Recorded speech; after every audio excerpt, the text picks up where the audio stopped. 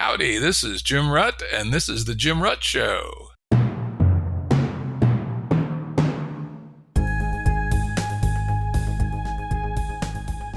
Listeners have asked us to provide pointers to some of the resources we talk about on the show.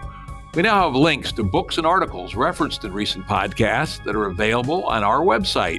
We also offer full transcripts. Go to jimruttshow.com. That's jimruttshow.com. Today's guest is Mark Stahlman. Mark is a biologist, a computer architect, and ex-Wall Street technology strategist. He's the president of the not-for-profit Center for the Study of Digital Life. You can find out more about that organization at digitallife.center.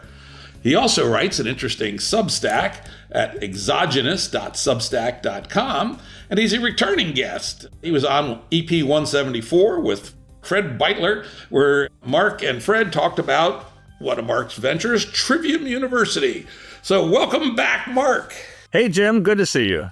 Yeah, this should be an interesting conversation. You know, this is triggered by a comment that Mark made on Assbook, also known as Facebook, for those of you who are more respectful than I, where I was ranting and raving about the evils of Trump, I suppose, which I do from time to time. Can't help myself, though I should not let that fucker live rent-free in my head the way he does. But anyway, Mark popped in with a mysterious and oracular comment, which I'm going to read. And when I read it, I said, I got to have Mark back on the show. I'm sure he's got something interesting to say about the current context. So this is what Mark wrote. Jim, Trump is not at all what he seems to be. Step back, identify the ground, ignore the figure. What's really going on? Digital technology has forced us into a paradigm shift.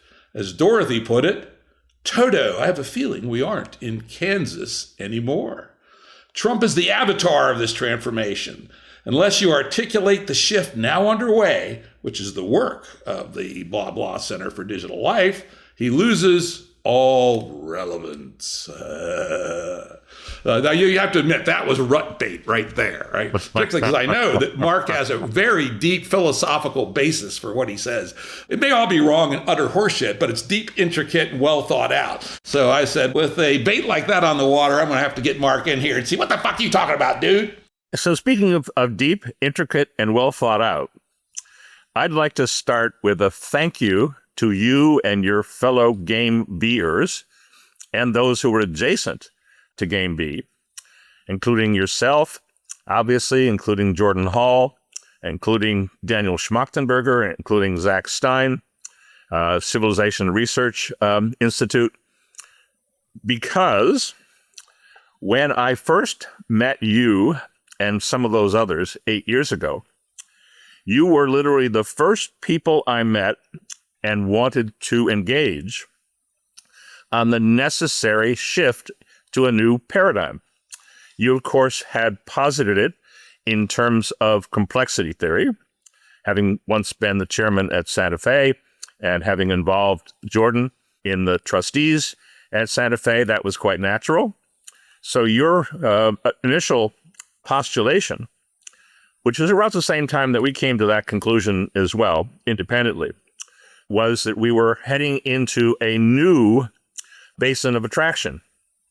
And you listed a number of possibilities that might head towards, and you had a notion that you wanted to nudge towards the one that you wanted it to go to. But you had no doubt that it was leaving the previous Game A basin and heading to something new. And you were absolutely correct. I think the past 8-10 years that we both have been doing this, maybe longer in your case, have proved that to be correct.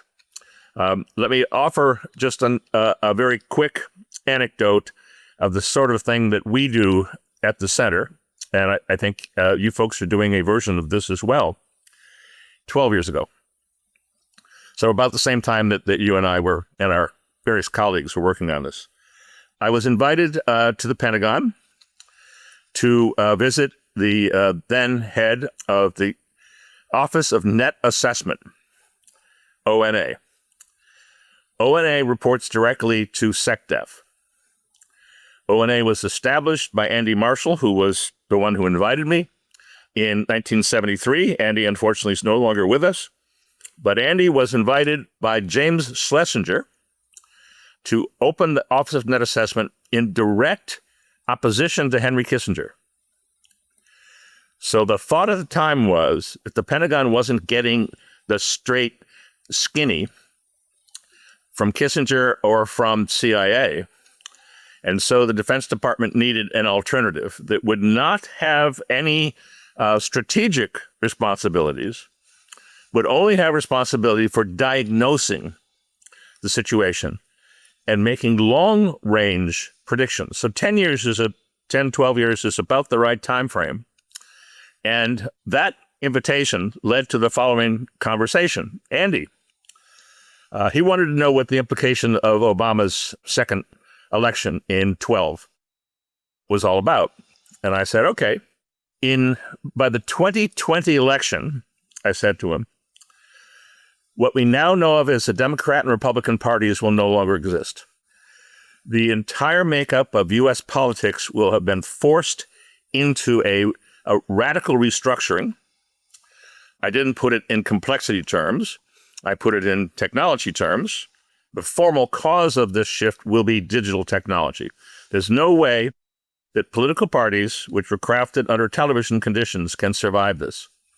And I got an interesting one of the people who knew about this, an old friend of mine, contacted him the other day as he's watching what's going on in Washington and said, from now on, I'm going to call you Nostradamus.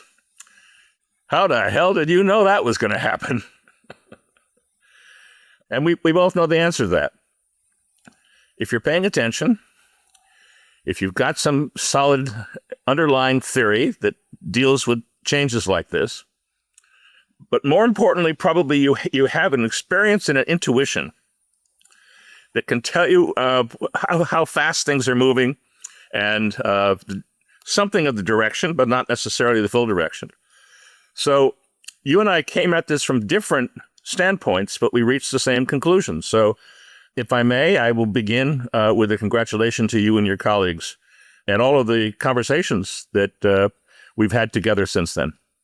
Well, thank you. And of course, there's many more than just the ones you name. One of the things about GameB is radically decentralized, no center, swarming, and as we like to say, it's coherent pluralism. There's a center that we all agree to, but it's fairly small, and everybody has their different perspectives. And we believe that is the correct way to think about the future rather than top-down ideology. Right. I don't know if you had a chance to listen to the Jeff Sachs presentation last week to the European Parliament, but what stuck out for me as he is trying to somehow get Europe to stand up on their own, however many feet they might have. It's not 2, they might have 20 feet, I'm not quite sure.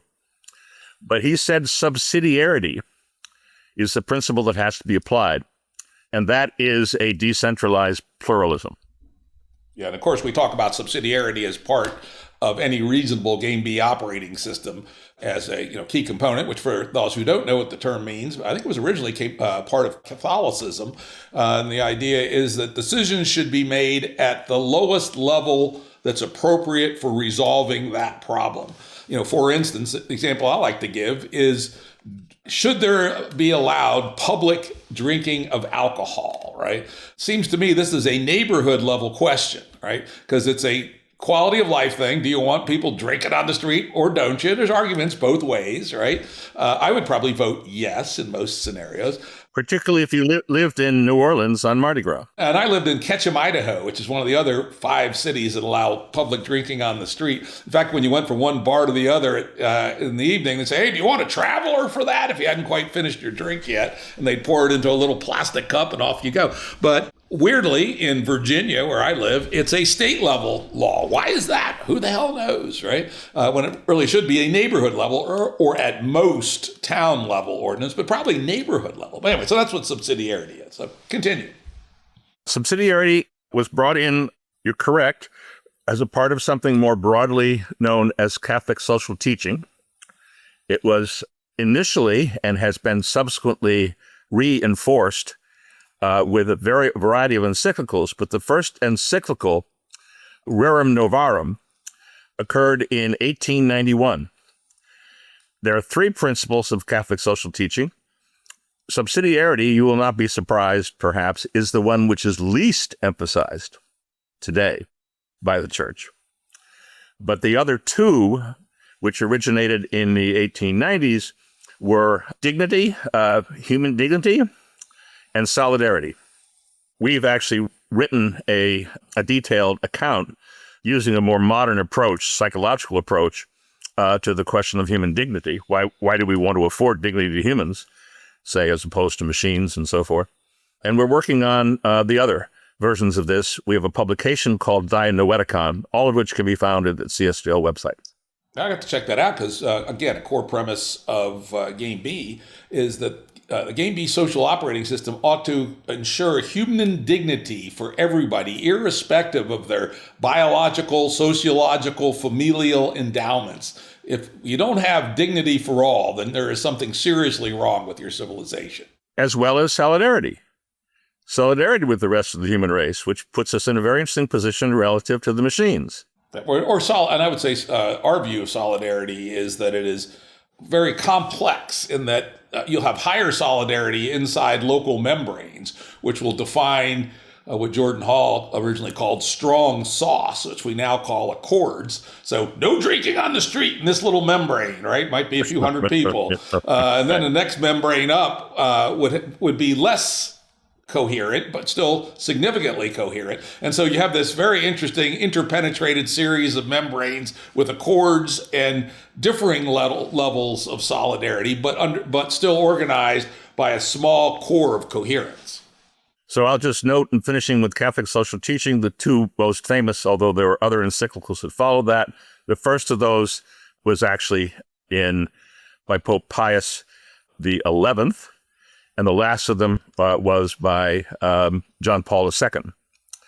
So there have been three big encyclicals, but as I've discovered as a practicing Catholic myself, who has interacted with the Vatican and others, you will not be able to get into a serious conversation about these things today with today's Vatican. Today's Vatican, after Vatican II, shifted away from all of this stuff and has yet to catch up. As the priest who is the primary advisor to Pope Francis, who writes all of his material when he talks about AI, so he, I guess, would be the AI czar, has told me, the Vatican is not ready for digital yet.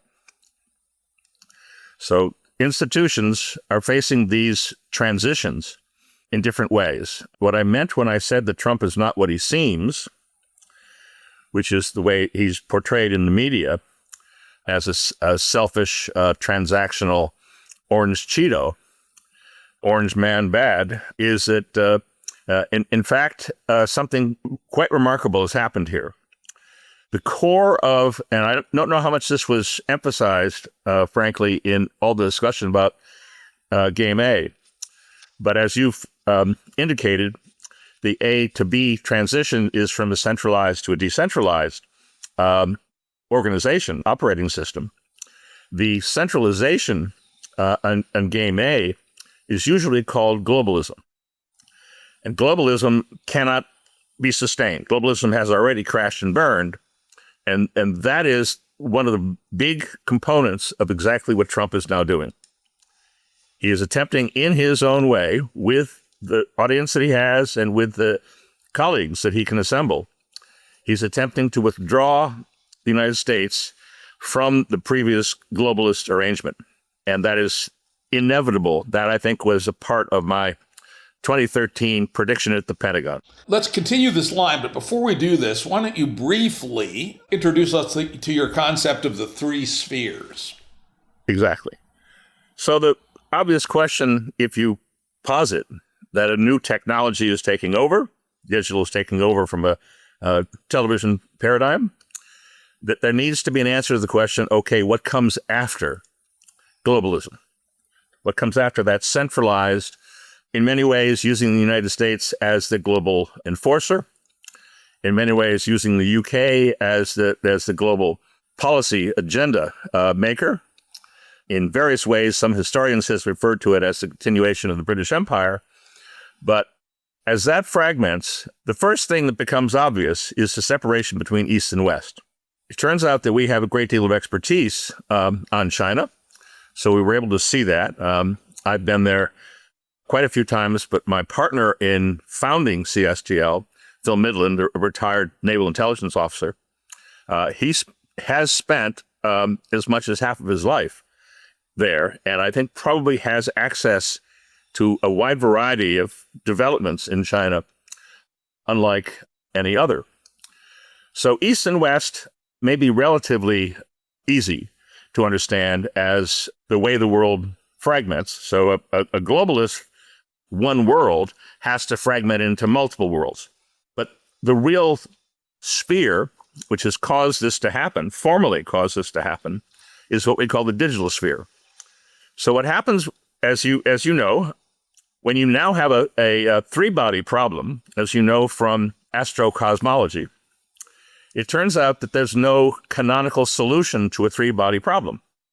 You can reduce it to two-body problems, and there's a few of those in there, and you can try to project them. But you can't solve for, and this is one of the conceits behind a very interesting Chinese science fiction series by Cixin Liu. The whole series is called Remembrance of Earth's Past. And one of those novels, the first of those novels, is called Three-Body Problem. And so the conceit here is that there's a system somewhere else that has three suns. That causes all sorts of issues for them, particularly in relationship to Earth, which only has one sun. What has happened here is that the two human spheres, East and West, have taken different approaches to the third sphere, the newly emerged digital sphere. What happened in China, of course, is that they incorporated it. It didn't allow it to grow independently. My first trip to China in 1997 to speak at a conference in Wuhan on technology put on by the PLA, People's Liberation Army, was, in fact, to deal with just that question. And in fact, the Chinese, through a PLA general, offered me a job, so to speak, consulting job, if I would help them to establish China's independent role in the internet. I declined that job for the obvious reasons. I did not want to pursue the rest of my life as somebody who has to register under the FARA Act as a foreign resource. And that didn't mean that my relations with China or our relations with China disappeared. They did not by any means. But I'm not a agent of China. I am a researcher, a net assessor of China. The other approach is going on now in the West, and that approach is to allow the digital sphere to take over to a degree. So the staffing of the Trump White House cabinet and major departments, as you know, because I know you follow this stuff, is now very thoroughly VCs and entrepreneurs from the digital sphere in the U.S. And so this takeover, Elon Musk, of course, is the primary target of this, but it goes much, much deeper than this. David Sachs, the Treasury Secretary, these are all guys with VC backgrounds. This is a digital sphere in its human instance. These are the guys who are pushing AI, which is digital sphere. And so the two major human spheres, after the one world broke apart, two different approaches were adopted, as you might expect. And so here we are with a Western sphere in the U.S. that has enormous momentum, move fast and break things momentum, to indicate the date, which will eventually be shown when this is all posted. Tonight is Trump's speech to the Joint Congress. Last night, Trump threw 25% tariffs on Canada and Mexico. That is not a one world approach. That is very much a post-globalist approach, which is why it comes up with so much complaints. So we're already well into the transition that you, your colleagues, me and my colleagues and others anticipated 10, 15 years ago. We're well into this transition, and this is how it looks. A quick question on the Canadian tariffs. I mean, globalism is one thing, but the Canadian and Mexican tariffs and tariffs on aluminum and steel and things are also intra-West conflicts, right? So this is not just breaking down globalism on a worldwide scale, but it's even fragmenting the Western sphere. Correct. Absolutely correct. And maybe even more importantly than that is the divergence between the hemispheres, the Western hemisphere and the Eastern hemisphere, the way Europe is clinging to this globalist exercise when, in fact, as anybody who's had the chance to talk to Europeans, they hate each other. Not only do they hate each other naturally, like for instance, when we went to Scandinavia a few years back, first and only trip there, I had no idea that even the Scandinavians dislike each other. Absolutely. They all think Norwegians are a bunch of West Virginia hillbillies. Danes are a bunch of drunks. Swedes are a bunch of arrogant snobs. And Finns are just a bunch of weirdos. I mean, from an American perspective, you would have thought they were as different, as similar as herring in a can. But turns out they dislike each other at least as much as your average countries do. When the EU was being formed, I had a front row seat. I had become close friends with a man by the name of Vittorio Cossoni. Mr. Cossoni was the head of Olivetti. His boss was Carlo De Benedetti. The EU was formed by people like De Benedetti. It was formed by European bankers to try to overcome this natural hatred by one from another. And I wound up spending a lot of time in Europe at that time. I was working on Wall Street. And so I was flying actually to Stockholm to talk to investment clients in Stockholm. And in my adjacent seat, I got into a conversation with a experienced businessman, European businessman, and we were talking about how is the EU going to work? Do these people really want to form a union of that sort, the United States of Europe? He looked at me smiling and said, no, hell no.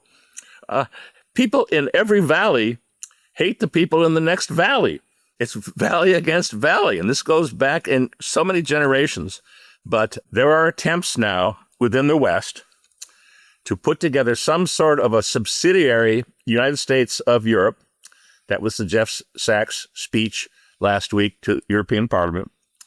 I don't give it very high probabilities, but you're absolutely correct. There are many divisions now being talked about and many attempts at bringing people together out of defense and other bases which are unlikely to succeed. Indeed. All right. So let's now, to recap what we said so far, is that the digital sphere is an emerging sphere, been emerging since 1972 or thereabouts. You could even say 1948.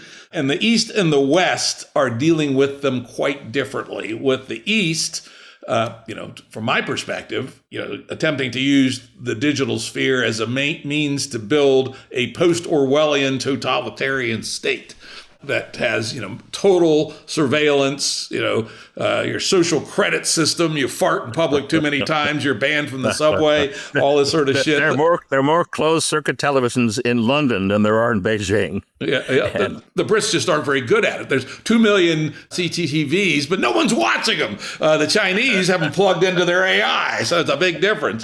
While the West is, I think one could say, letting digital habits, because the West is if it's not forbidden, it's allowed culture. And so since digital is not forbidden, it's allowed, and digital is doing its own thing in the West. And we're building some new mutant thing of the West plus digital with neither actually in charge at this point, I would say.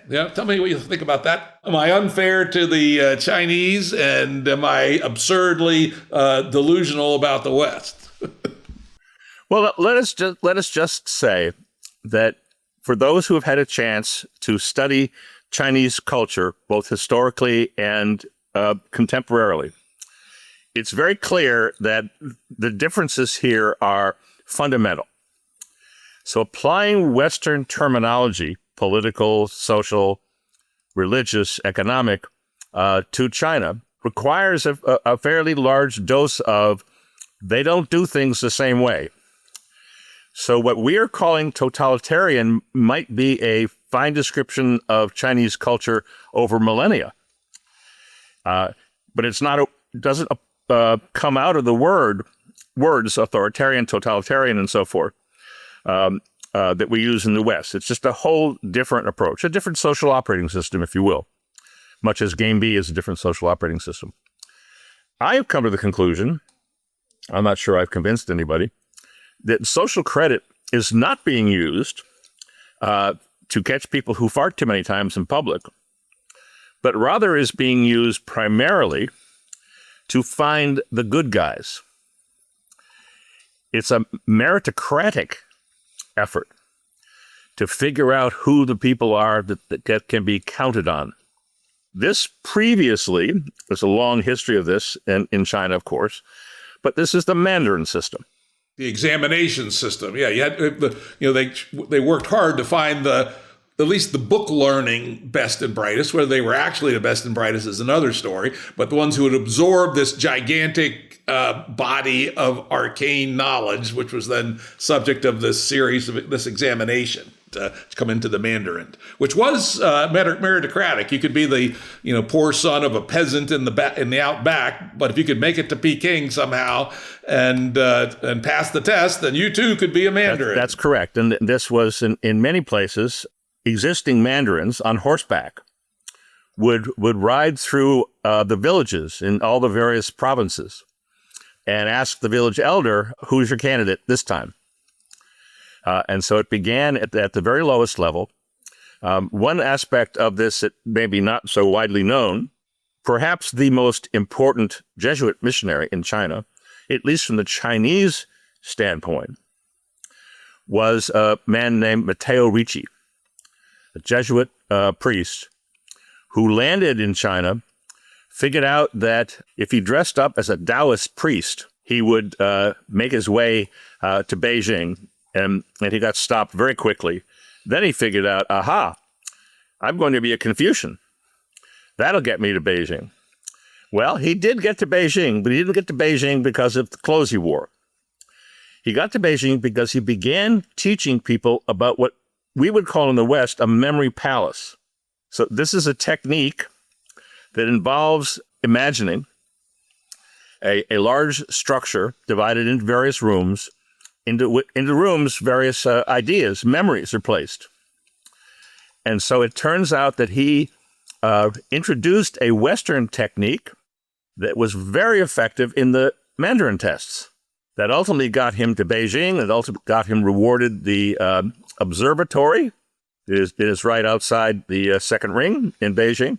And so there's quite a story. Throughout the Cultural Revolution, Matteo Ricci's tomb, which is rather lavish, was protected by soldiers, as was the church that he was associated with. So he was taken off the list of what was needed to be smashed in the Cultural Revolution. So there's a very deep connection here between Ricci and it turns out the Mandarin test. I believe what's happening now with social credit, as opposed to social blame or social debt, is in large part an attempt to, under digital conditions, reinitialize a version of the Mandarin test. It's an interesting perspective, but why is it focused on petty transgressions like jaywalking or? Well, I'm not sure who told you that it is, but it isn't. Having been there and seen it in action, that's not the way it works. The Chinese are inclined not to jaywalk anyway. And if somebody's jaywalking, there's probably a whole lot of other things going on which are well known for other reasons. So I have asked Chinese officials, I've asked experts on China, can you give me examples of how this is being used? And the answer is it's not being used for jaywalking and farting in public. I was in China when one of the major sweeps of the Uyghurs was beginning. I was in Shanghai and told about this. And that's pre social credit. So there are many mechanisms built into the Communist Party of China's relationship with don't need social credit. They didn't need it to find jaywalkers. They needed it to find their version of the best and the brightest. Do you have a tangible example of how they're using signals, digital signals, to identify the best and the brightest? I've been told, because I'm not immediately in the midst of it, I've been told and have met some people who said that they wound up being elevated. One of the ways that this plays out is that, as you might expect, that the Communist Party of China, which is a relatively difficult thing to get into, anybody who applies doesn't get approved. There are a variety of ways that this is done, and one of them is a college that I have visited in Beijing, which took provincial kids, and then it was a junior college. But I have discussed this with the president of that college and how they use social credit to identify the kids and accelerate their development. All right, so let's now go to the second part of my grotesque chainsaw summary, which is the West, by its traditions, where that which is not forbidden is permitted, particularly in the Anglosphere. We have a digital which is emerging and yet coexisting with the previous Western traditions. Talk us through that a little bit. Well, here I think Jeff Sachs who's American, in his speech last week was quite correct. He categorically separated the U.S., which is where if it's not forbidden, it's permitted, and Europe. That is not the scheme. It has traditionally not been a scheme in Latin America, although a libertarian president in Argentina may be changing some of that. But the simplest answer to your question is there is no West, there is no East.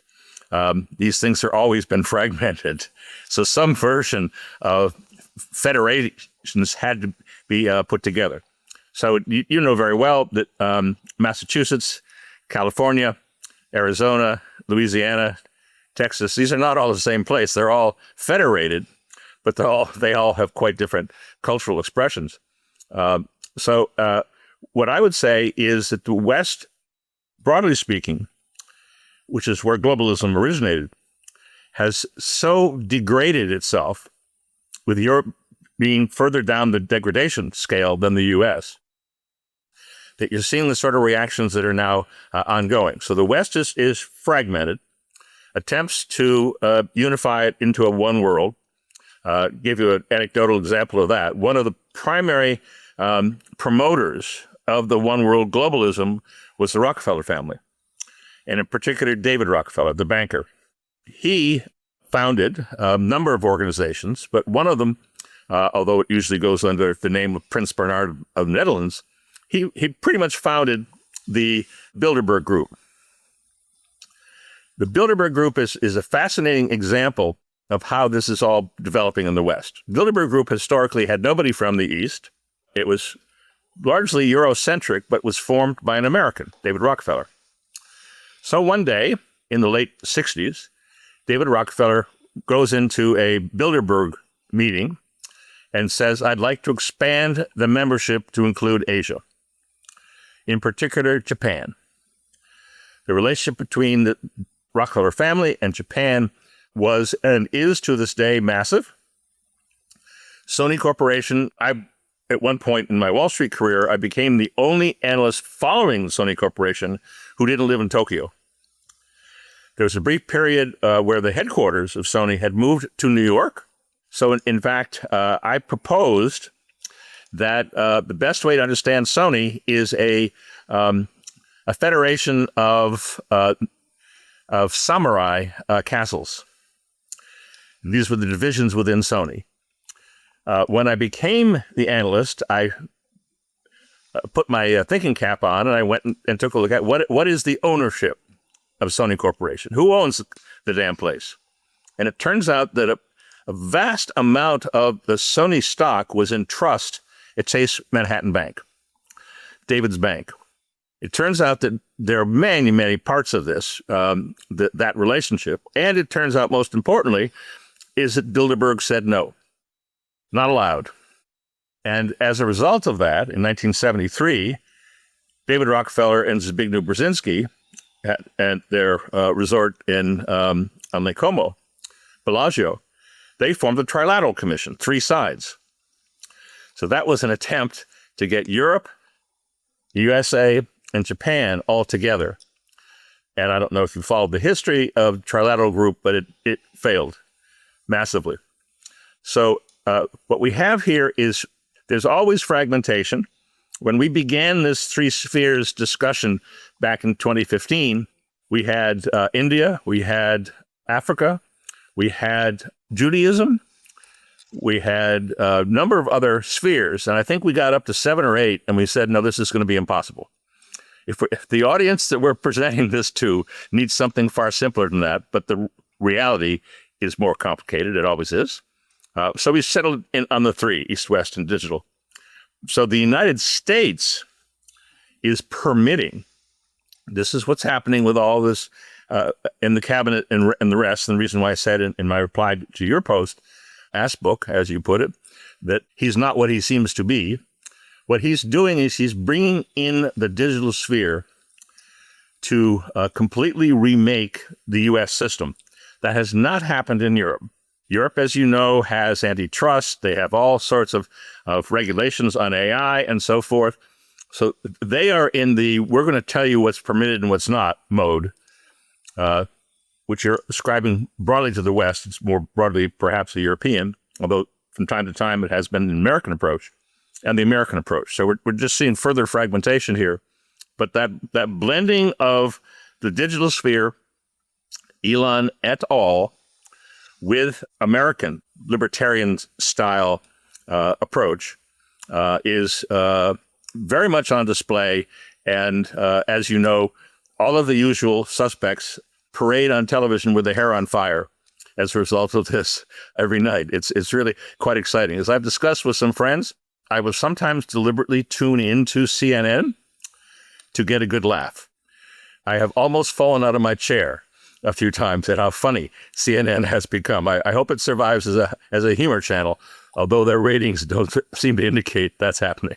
You could feed the output into an LLM and then continuously generate CNN-style commentary even after it's no longer successful as a business. Then that would be the humor version of it. Straight-faced, deadpan humor. I will say, I've been very clear on Facebook. I could never vote for Trump. Orange man bad. He actually is bad. He's actually evil. And I could go in for hours on why. And so, yes, I held my nose with channel locks and voted for the alternative. But I also, at the same time, and probably for similar reasons to you, find the whole Democratic Party and the alleged progressive side today just sort of laughably inept and not having any clue what's going on. What scares the hell out of me, because if Orange Man Bad and his henchmen actually do prevail against nothing, which is pretty much what their opponents are now, we may end up in a very bad place. And in fact, you mentioned some of the GameB analysis earlier. One of my papers that's gotten the biggest take up is kind of a precursor paper called "In Search of the Fifth Attractor."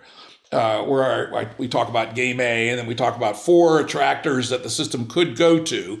And we talk about neo-fascism, which I define as China, because it hits all the attributes of traditional fascism.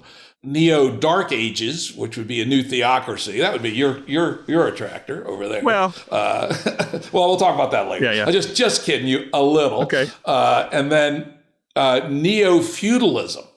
And this is what I argue, even at the time, 2015, I think, when I gave that talk, which then turned into the essay, that Peter Thiel was the exemplar of neo-feudalism. And if you listen to Mark Andreessen, Elon Musk, Jeff Bezos, who was recently quoted as saying at a Washington Post, I believe it was, an editorial board meeting, that, the future of the West is most people providing services to the rich, right? Whoa. And one of the people on the editorial board said, hey, Jeff, that sounds like revolution to me. But if they're able to build sort of an analog of the Chinese totalitarian system to keep the masses down so that the guillotines don't roll out to the estates, they might pull it off. So when I look at this fusion. It's bizarre because every political party in America is a weird fusion because of our institutional dynamics, which make it very hard to have more than two parties, right? So it's, the Trumpian coalition is actually a combination of multiple factions, but two of them actually fit into my analysis of bad attractors.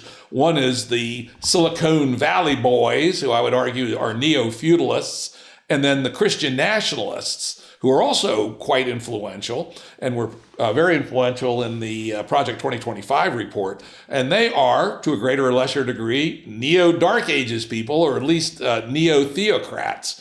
And one of the games going on beneath the surface, which is not yet fully in the public view, is the war between the two.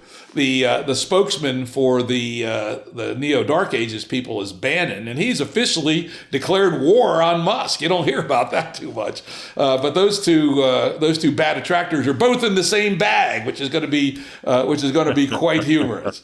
What say you to that, sir? I was invited once to go on Bannon's War Room, so I got a little bit of an inside view. And you are absolutely correct. As is shown on a shelf behind him, he is a birth Catholic, Latin Mass Catholic, attempted to start a seminary, effectively, outside of Rome, that failed, and he's probably going to start it again someplace here. So I think your description is quite correct. He, in an early biography, not an autobiography, but one of the first biographies of him, claims to have become a disciple of Erasmus. So this is, I think, quite correct, and I think you've identified the reason for the problem there. But you should also note that Bannon has backed off in his most recent public comments. Bannon is not really a significant part of the MAGA movement at this point, and I think he got one of his appendages handed to him for all of these attacks on Musk. So he's backed off on that. Another character in the mix here, who probably deserves a little discussion, is Curtis Yarvin. Ah, yes. Curtis has been on my show twice, and I've been had some dealings with Curtis all the way back to the Urbit days, the very early Urbit days, where I made some suggestions. Yeah, that was his software, right? On the inner workings of his the inner language in the Urbit world. So yeah, I know, and unlike most people, I've read most of his Mencius Moldbug shit, right? Yeah, well, I know you posted that you assigned ChatGPT or some LLM to go pull it all for you.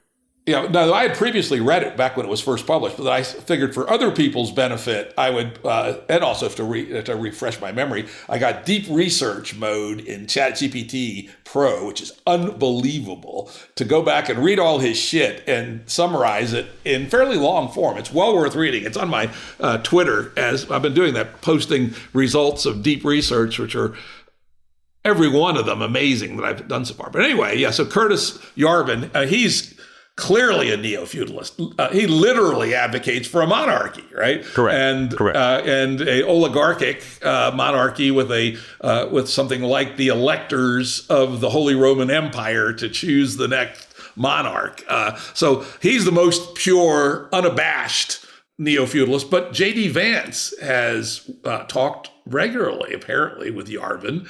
And J.D. Vance is that interesting oddball sitting right on the line between the neo-feudalists on one side and the neo-Dark Ages people on the other, because he's also a religious nut on top of everything else, right? So we got ourselves quite a hairball there in Washington. Well, we have a practicing Hindu director of national intelligence in Tulsi Gabbard. But not a birth Hindu. People think she's Indian. She's not. She's actually Samoan, right? And her family picked up kind of a heretical version of Hindu somewhere along the line. I mean, this whole thing is nuts, right? But it's kind of fun. So let's get back to our original topic, which is the figure and the ground of Trump, trying to understand him. So now pull all these threads together. So we have the Eastern sphere, the Western sphere, the digital, which is being handled in three different ways, one in China, one in Europe, and one in the US, and maybe its closest kindreds, Canada, Australia, maybe UK, New Zealand, the Anglo-settler societies. And I would love for you to include in your stew the fact that the Trump administration has two bad attractors in it, or you can call them good attractors if you like. Neo-feudalism on one side and neo-theocracy or dark ages on the other. And then, of course, the other thing, and this is why it works, because neo-dark ages and neo-feudalism are both relatively small minorities of taste. Maybe 15% of Americans would opt for neo-dark ages, and maybe 1% would opt for neo-feudalism if they actually saw it coming. But what Trump adds, and here's the secret ingredient of Trump, is that he has this magic spell to hypnotize stupid people. And so he basically brings a large mass of stupid people to support the other two factions, which are the actual energy behind this. And in fact, I said this back in 2016, which is, I said, the main innovation Trump has brought to politics is he decided to pitch his campaign at the IQ 90 voter.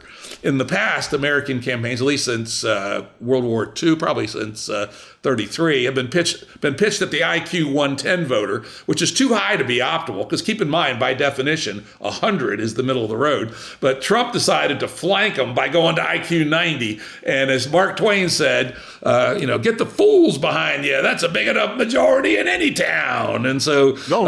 remembering also here that the entire U.S. population doesn't vote. So it'll tend to be the higher IQ people who don't vote. That skews to higher IQs. Does not vote based on higher IQ? I believe there's a higher percentage of higher IQ people who are certainly in the independent category, not belong to any party. But I think it goes further than that to the not voting. Well, I don't know that. That's interesting. So anyway, those are a bunch of dishes I put on your kitchen counter. Now cook me something. Cook me something. Okay. So I'm going to cook you something called net assessment. And I very much appreciate your readers, your audience very much appreciates the fact that you are so blunt and that you don't mind using words that wouldn't appear in the New York Times. And you tell people exactly what you think. Net assessment, which is the methodology that we apply at the Center for the Study of Digital Life, deliberately avoids that. So there are no goods and bads. There are only diagnostics. Now, privately, that becomes quite difficult, of course. Between someone and their spouse or their close friends, they're going to have opinions. But in public, I have often said I do not express opinions. If I don't have a very good diagnostic reason for it, I'll keep shut in public. It's just a different style. That's not the approach that you take, but I appreciate yours, and by inviting me on, you appreciate mine. We have come to roughly the same conclusions, approaching it from different directions. But from a net assessment standpoint here, it turns out that your evaluation of Trump feeds into my evaluation now 12 years ago to the Office of Net Assessment in the Pentagon down the hall from SecDef, that the two-party system cannot last indefinitely. And in fact, the current situation, I would call it a no-party system, although the underlying mechanisms are certainly two parties still. But we don't really have a political party at the moment. The Democrats will probably fracture. Same may happen with Republicans. As you know very well, the Trump administration thinks they only have 2 years to pursue this, that everything is going to get very messy in the midterms. But here's perhaps the most important net assessment answer to the ingredients that you have put on the table. Security through development. If there is an alternative to war, it must be development. Resolution of both the Middle East and the Ukraine situations, which are part of this crumbling of the previous global order, is proposals by Trump, who is himself a developer, for development. That is a net assessment. It's not saying that development is either good or bad. It's just diagnosing it as the only real alternative to war. And to the extent that war becomes a necessary result of the dissolution of the one world view. Let's take Israel, for example. My girlfriend is Jewish. I am philo-Semitic, I guess. My children are Jewish, not from my current girlfriend, but from my wife at the time, who was Jewish. I live and work in New York. Much of it was in Wall Street. So I have friends who refuse to talk to me because I have Jewish friends. I know anti-Semitism. That's not me. But in fact, what is happening here is the dissolution of the global system is understood in Israel. Israel has understood for a long time. They are the only state in the world who attempted to establish their own version of Andy Marshall's net assessment. It's not operating at the moment in the form that it was originally put together, but Israel's very smart about these strategic things, and they've seen this coming. And therefore, what is often called Greater Israel, sometimes drawn to compose all the way up to Turkey and even beyond, is the Israeli strategic response to the end of globalism. What obviously happened in Ukraine, however you want to prioritize these things in terms of, quote, starting the war, whenever it started. Obviously, it didn't even start at Crimea. It started before that. 2007 speech by Putin is what many people point to. But what Putin has been attempting to do on behalf of Russia is to fight back against sort of the last throes of the globalist exercise. So joining NATO, joining the European Union, all of these conditions, which are still being voiced by Zelensky, who will very likely not survive as the president into negotiations here. Not saying that he'll be assassinated, but that he will be removed. That's a globalist approach, which is just simply no longer appropriate. And so my net assessment, not saying this is either good or bad, and I understand from the standpoint of attractors how you make these distinctions, which are not distinctions that I feel I need to do because you're already doing a great job of it. So why should I duplicate your effort?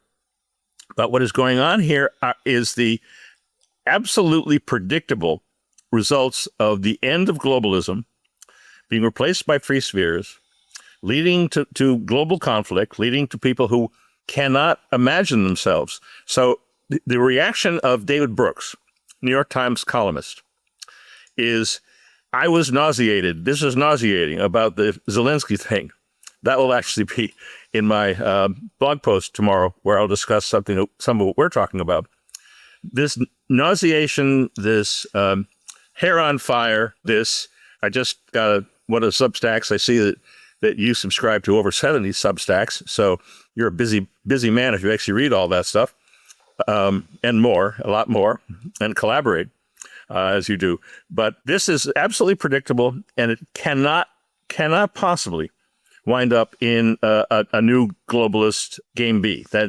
That's gone. That's out the window. The only question on the table, as far as I'm concerned, and which you've already answered, and I have been hesitant to put good and bad adjectives on this, is what does GameB really look like? By the way, as you probably know, others have been taking your neo-feudalism bad vector and renaming it techno-feudalism. Yes, I have seen that lately. Yeah, there's the European socialist economist, Greek character, actually has a book with that title, Techno-Feudalism. The characterizations here are all sort of lining up. What people plan to do with it and how seriously they take it remains to be seen. But we're not in Kansas. Dorothy was correct. By the way, in the movie, if you remember The Wizard of Oz, there's a very long section after the house lands on the Wicked Witch with no dialogue. The Toto, I have a feeling we're not in Kansas anymore, is the first word spoken by Dorothy after she walks around and tries to take into account Munchkin Land. And so in many ways, what's happening now is a version of landing in Munchkin Land. And it is nuts in much the way you're talking about, and very much what should be expected in a transition of this sort. We don't have a lifetime to figure this out. We're going to come up with some new structures, a new operating system. I believe within the first 2 years of Trump, we will have a new U.S. Techno-feudalist operating system of some sort. I'm not saying that it will necessarily survive all of what's going on now and more, But we're on a relatively short course, at least for the near-term resolution in the U.S. and probably in Europe on all of this. So it's a incredibly fast-moving topic to try to stay on top of diagnostically. I only subscribe to 20 Substacks, and I don't really read them all that thoroughly, but it's a very busy job now to try to keep track of how fast things are moving. Yeah, well, you'll have to subscribe to the Rut Digest soon when I kick it out, which is a AI ranked and sorted of all my Substacks, and then me curating 4 a day, and then AI generating detailed summaries and artwork. It all works, and so you can get the Rut view of what's worth reading for $5 a month or whatever the hell it is I charge for it. But anyway, let's drill back into what you just said. So you think that in the current Trump administration, I'll avoid the use of the word shit show, but to be polite. But it's part of your job to not be polite. Exactly. They call me Salty Jim for a reason, right? That you think the techno-feudalists or the neo-feudalists will outmaneuver the neo-Dark Ages crew or tell them to shut the fuck up or we'll kill you or whatever it is they decide to do. And at least for a while, neo-feudalism will be on the ascendancy in the United States as our reaction to the synthesis of American West plus digital. Correct. This is the pioneer spirit that you have spoken about many times. America is not one place either, obviously. I was born in Boston and on Wall Street primarily followed California companies. There were many attempts to get me to move to California, but I'm a Northeast sort of guy. That's a different America from California. I didn't want to wind up in San Diego or something like that. That would not be my ideal outcome. But so where I am now in New Jersey is just fine. But yes, what you have termed neo-feudalism is going to be the operating system of the U.S., and all of these tariffs and all the rest of it that you're seeing, Western Hemisphere domination is an expression of that. China is not slowing down either. DeepSeek shouldn't have been, but was a surprise to many who had thought that the Chinese are subsisting mostly on stealing things from the West. That is not true. I'm not saying there isn't stealing going on. There is. But I'm not saying that that's the only thing going on. They're graduating more PhDs. They're filing more patents. And a number of people, this is interesting, Jim, I'm sure you've seen this. A number of people, including the major technology lobbying organization in Washington, D.C., ITIF, the largest technology lobbying organization, they have been very aggressive in publishing the accomplishments of China, not based on stealing stuff from us. So a number of people who are, broadly speaking, in the government needs to spend more money on the technology leaders in the U.S. so that the U.S. comes out leading at all of these contests. They have found it very, very useful to emphasize the success of China. David Goldman is another character who does this. I've known him for quite a while. His basic philosophy is, still goes by the name of dirigism. It's a dirigiste.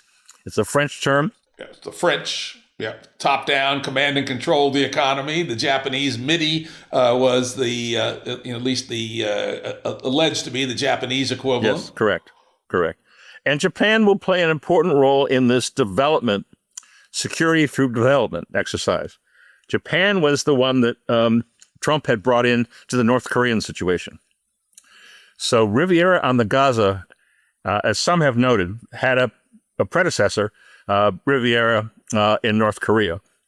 And Trump will meet with Kim, I'm sure, sometime this year, sooner if not later, and that will be back on the table. Let's try to get development going. Let's get Japan involved in this whole exercise. So this is the alternative to war in a net assessment sense has got to be development. It doesn't have to be casinos. It has to be manufacturing. It doesn't have to be, any of the globalist schemes are out the window. The same thing is being developed now in Latin America. Argentina and Brazil, particularly important in all of this. So this is something that cannot be stopped. It cannot be avoided, but it can be cause for nausea and all sorts of other psychosomatic reactions. Yeah. And reaction, right? I'm going to get from my GameB chair, put my GameB hat on, take my podcaster hat off for a moment, and say, this is more or less what we predicted, that the osmotic pressure for people to leave Game A and join Game B will be increasing relatively rapidly to the degree that we can offer a more humane, more strong sauce, less alienating, more humane way of life. And so from our perspective, tactically, it's a good thing, though it may not be good for the human race. Let me respond, though, to the other thing you said, which is the idea of security through development rather than war. Now, that is a great idea, right? Of all the things invented by humans, probably the most pernicious is war, right? It destroyed, for the longest time, it's what held humanity back. People would build a civilization, and then nomads from the plains would come and sack it, steal the women, steal everything they built, level the city. People don't realize how extreme war was. Even allegedly humane-ish people like the Athenians famously killed all the people. What was it, Melos, I think it was? And then the Romans traditionally sold everybody into slavery. War is not just horrible in the 20th century. War has always been horrible. And getting out of the trap of war will be one of the most amazing things if humanity can figure out how to do so. But it's not clear to me at all that neo-feudalism is the answer to that. If we look back at feudal times, constant war all the time at every level. Because the thing about feudalism is it's multi-level. And so, the dukes fight the counts fight the barons, the barons fight random bandits, everybody fights everybody. And when the king says, send some knights to go fight another king, sometimes they do and sometimes they don't. So not clear to me that neo-feudalism is a prescription for avoiding war. Well, we're going to have to, and we'll both contribute to this project, I hope. We do not call it feudalism. We call it scribal paradigm. So in other words, a world before the printing press is what we're looking at. The sensibility, the psychology of those who are primarily involved in doing what you're doing right now, writing with your hand. That doesn't mean it doesn't have to involve machines, doesn't mean that there aren't various contributors to this, but effectively the mentality associated with handwriting and the memory associated with handwriting is a critical piece of the scribal set of attitudes. As we know from anthropology, war is much older than that. The invasion and burning of villages and carrying off the women is prehistoric, and humanity has never existed in the mythological matriarchic world that some have attempted to describe. There's simply no evidence of that. The evidence is strong against that. So we're trying to become, in some sense, and I often use this term, I don't think that you do, we're in a humanity 2.0 sort of moment. This humanity 2.0 moment is forced upon us by AI. So we have been, for millennia, we've been losing our sense of what it means to be human. The American Anthropological Association, as I believe, has removed human beings from their mission statement. This notion that machines are like humans, that they are like being alive, that they could somehow be as intelligent as we are, that is simply impossible based upon that approach, as we're now being shown by LLMs. I'm very happy that you are using them productively, but as you know, it's impossible to get rid of hallucinations. But you can reduce them to a very low level. And keep in mind, if you ask the average man on the street 10 questions that they use to see if LLMs hallucinate, I guarantee you the average schmo at the Walmart parking lot will give you worse answers than even the cheapest LLM will. What I would assert is that until artificial intelligence researchers give up on the notion that human beings are information processors, that we are computer-like, this is the sort of thing that I was very fortunate to be friends, or at least a correspondent, with Freeman Dyson. His son George is a fellow at the center and a friend. And as you probably know, the last book by George is entitled Analogia, in which it posits if you actually want to build AIs, they're going to have to be analog. I'll have to read that book and engage him. I know George slightly he used to hang out at Santa Fe Institute a fair bit, and I've chatted with him for a bit, and I know his sister, Esther, pretty well. So I should go read that book and get him on the show. That would be interesting. Yeah, let me react to a bunch of things you just said. This is a bunch of cool things. Yeah, Humanity 2.0, I think, and it's not just AI. I like to point out there's lots of things going on. Humanoid robotics are going to invade other domains, and particularly coupled with AI. Things like Neuralink are going to produce chimera, where machines and animals, including humans, are interoperating together. And then the one you didn't mention, I've had some dealings, mostly semi-hostile, with the transhumanists. The ability to hack our genetic code is here, people, right? Synthetic biology, yes, right. Oh, and even just to do CRISPR on our own cells, and then cull through the embryos and pick out the ones with big dicks, right? Because I want to raise an army of porn stars. So that ability is probably pretty close. I mean, that one might not be quite today, but within 5 years it will be there. And we have to make some decisions. Well, the interesting thing about it is people will make different decisions. There will be no global decision about whether we should select for big dicks. We pose the question simply, what does it mean to be human? Since we have focused on that question, undoubtedly in part as a result of attention being paid to this on our own part, but there's almost no place you can go today where you won't find in any domain, at least the ones that I traffic in, where somebody isn't asking a version of that question for all the reasons that you've noted. The old human has already been obsoleted. And so constructing a new one will involve, for some, not all, a deeper understanding of what we mean by soul, which is the form of a living creature. The Aristotelian version of the soul, which I have under your prodding, have adopted. Thank you so much. The Greek word for what we in English call soul is psyche. Psychology is always a study of the soul, therefore, in English. And Aristotle's work on the soul, particularly as translated by Joe Sachs, who was translating for the Great Books program at Annapolis, St. John's at Annapolis, that is the best English language translation. It comes with a glossary. It comes with all kinds of additional material. So I would recommend for those who are interested, read Joe Sachs' Aristotle translation on the soul. And just for my audience, don't think I'm fucking slipping here. Aristotle's soul does not involve any supernatural horseshit, right? So it's a entirely naturalistic idea. And totally, it is the form.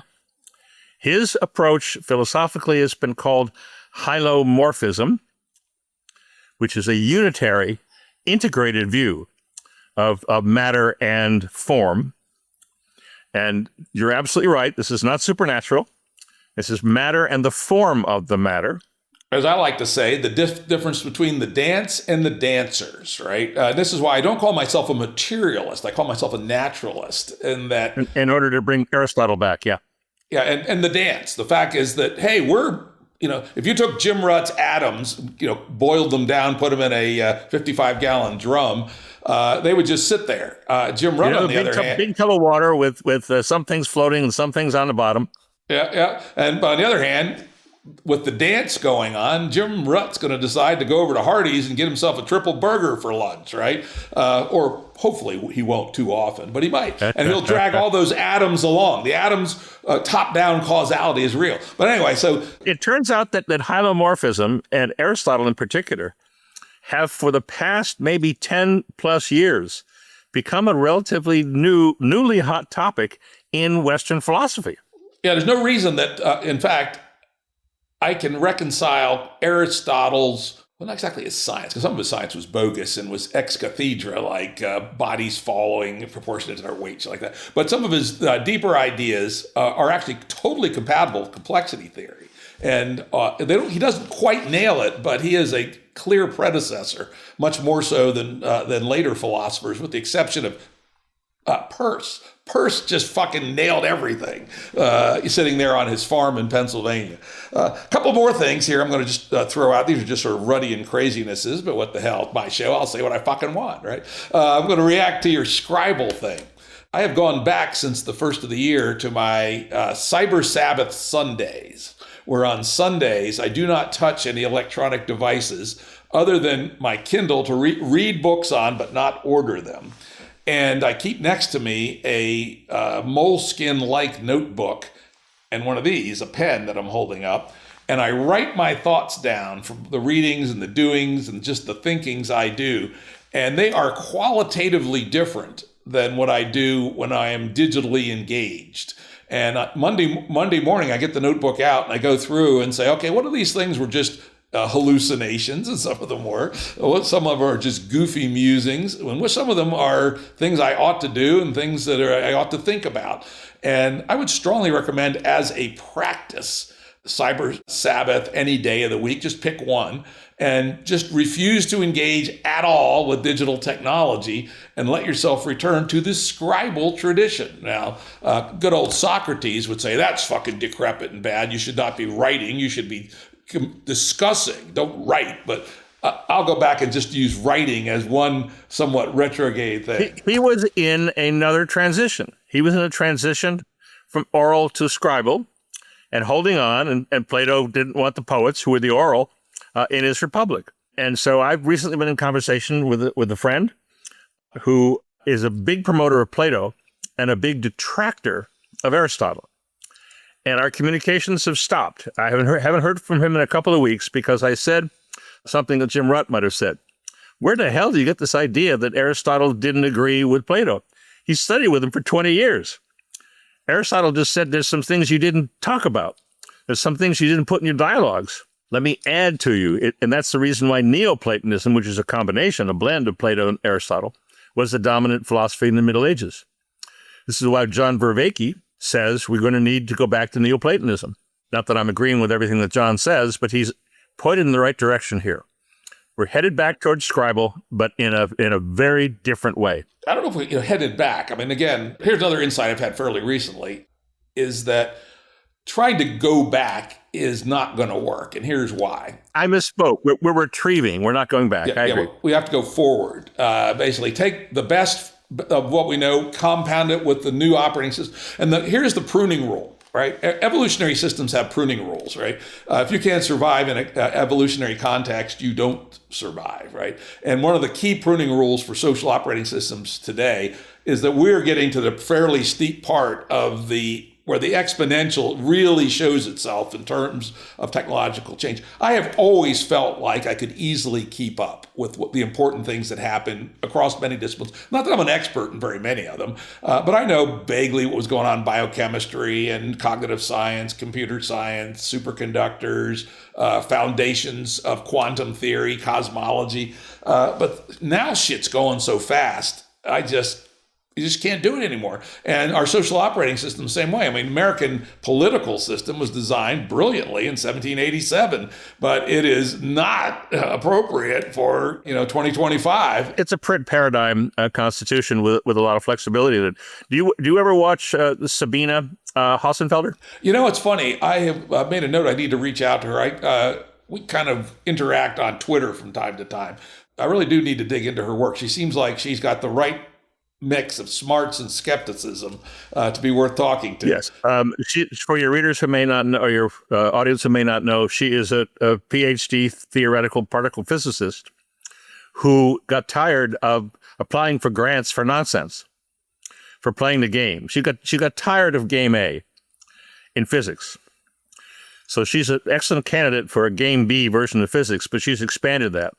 If you go to her website, her most recent rant is asking the question, should the federal government end all academic research funding? Yeah, no, I said recently, as a thought experiment, that the U.S. government should stop all funding of universities and put it all into trade schools and technical schools for 10 years and just see what happens as a controlled experiment. But yes. Interview Sabina. That'll be fun. Yeah. And one last thing, Ruttian reaction to all the above is, I think what's missing here is the extension of the Enlightenment project. And this is where it's an insight I had with a conversation very recently with my good friend Peter Wang. It was his statement of it, which rang with me, which is the Constitution of Knowledge, which was a podcast I did very recently with Jonathan Rauch, which is a brilliant book, by the way, which talks about how the constitution of real knowledge exists in science and in journalism and in law and in local teaching how to fix cars. And people who've listened to the show regularly know I use this term a lot, which is the intersubjective verification of the interobjective. Interobjective meaning the real world that is indeed out there, even though we can't know it, right? Right. All we can know is our subjectivity, but we have tools and probes. And the way we can get more confidence in our tools and probes is through the intersubjective comparison of the interobjective, where we all agree that we're seeing about the same thing, right? Well, what Peter pointed out is that today's form of digital, at least with the affordances and the incentives of the major players, are producing intersubjectivity without interobjectivity. And what a fucking simple statement, because it explains QAnon, flat earthers, the popularity of Trump, anti-vax. It explains every kind of moronity at loose in the world. Because yes, if you're just intersubjective without being interobjective, then you can believe anything. I'm sure Nazism came around the same way.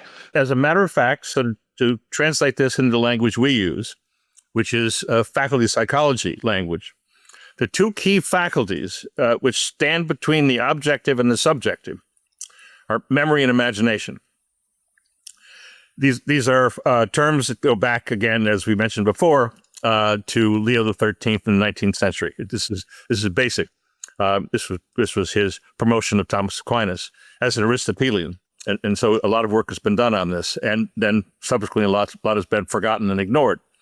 But what we describe this is a reintegration of matter and form. You can't have one without the other. And so your subjective and objective are subjective is form, matter is the objective. They need to be reunited. We can rag on Descartes. We can rag on anybody who he wasn't alone by any means, of course, but he's an odd one for various reasons. But it was the printing press that separated the matter from the form. We're not doing that anymore. The Enlightenment was a printing press merging into electricity. So it was a transitional project also. So I'm doing a net assessment on this. I'm not going to endorse the 18th century Enlightenment, but the overall sense in a human 2.0 version, which is not transhuman, but is human, and taking advantage of all that we have developed, but with a very new sensibility, a scribal sensibility, we would say, that seems to us to be a version of what you have been calling and organizing for GameB. And so it sort of takes the best. There are a variety of people who have been doing this in the world that describes these things, our current condition, as liminal.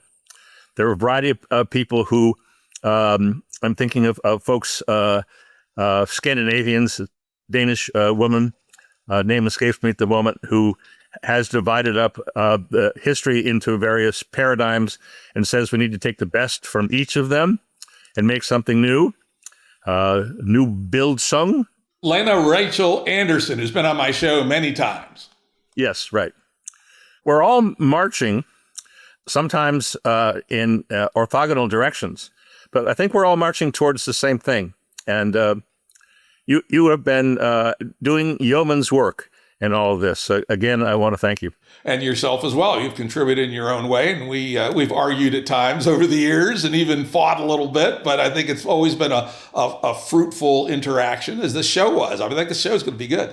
I'm going to finish out with a last thing and give you the last word, because you can respond to it. You said you did not care to endorse, or of course playing the analyst. I have no opinions. I am merely the analyst. You did not endorse the 18th century Enlightenment. I mean, I proudly say I am an Enlightenment man, God damn it, right? And we'll fight the enemies of the Enlightenment. You want to attach any names to that? Voltaire, not Rousseau. Okay. I would say Voltaire, Diderot, Hume and Adam Smith as the French branch to the Scottish, and then to the Americans, of course, Jefferson, Madison, and Franklin. Right. So I am an Enlightenment man of that stream. I'm an enemy of the Rousseau heresy, which led us to Hitler and Stalin. But, of course, the Enlightenment was based on Newton plus Kant, which were useful but not fully correct. We then had an Enlightenment 2.0 starting around the turn of the 20th century, when we started understanding things like electromagnetism, quantum mechanics, special and general relativity. And then I would say we had an Enlightenment 3.0 starting in the 80s. You could go back further to the 50s to Norbert Wiener, who I know you know very well, his work. And he was my godfather, yeah. Let's call it the complexity lens.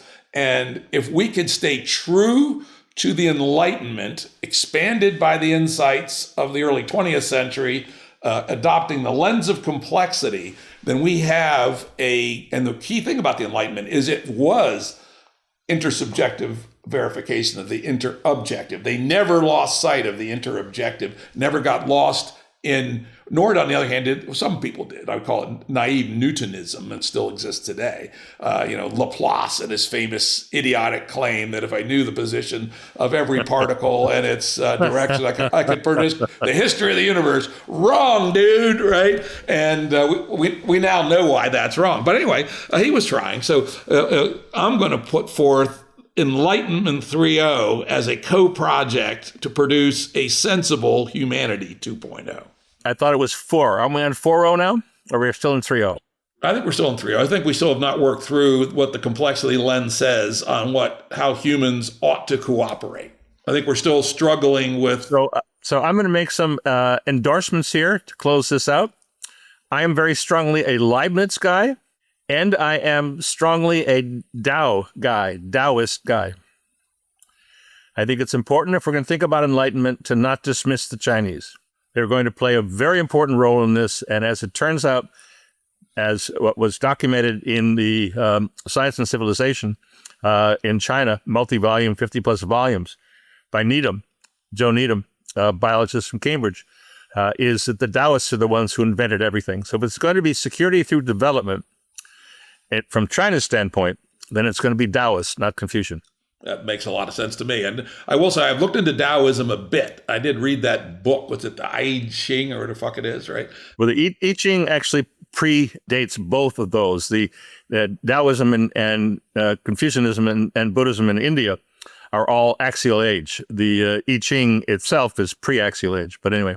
And I've looked at the Taoism enough, not much, but as regular listeners know, I like to dunk on religion. Think it's mostly just, ridiculous horse shit left over from the fear of the dark when you were a kid.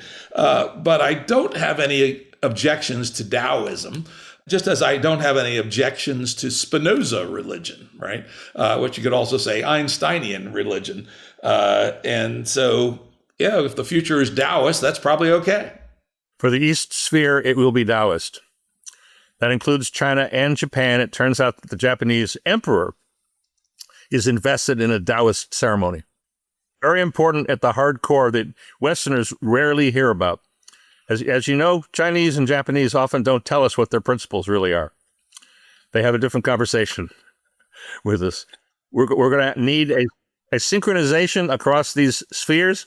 With your help, we're headed there. Well, and all of us were working together on this, but to the final point of, if we could get rid of fucking war and mediate our differences of view other ways, and very importantly, the coherent pluralism. If the Chinese want to live in a totalitarian dictatorship, great. Just don't try to impose that on other people. And I will say the Chinese don't seem to be trying to impose their system at gunpoint. They put it out there as a model. If you want to adopt it, great. Right. If anything, the West is more guilty of cultural imperialism than the East at the present time. Oh, yeah. If both sides get back down, say, if people want to live different, if you want to oppress the fuck out of women in Afghanistan, just keep in mind, you can't both own a woman and own a knife, because a woman can take the knife and cut your throat in the night. But, good luck with that, people. And if we learn, more willingness to accept pluralism in the world, I think we'd all be better off. Amen. It's been a fun conversation and hopefully useful. Thanks, Jim. I think it will be. Audio production and editing by Andrew Blevins Productions. Music by Tom Muller at modernspacemusic.com.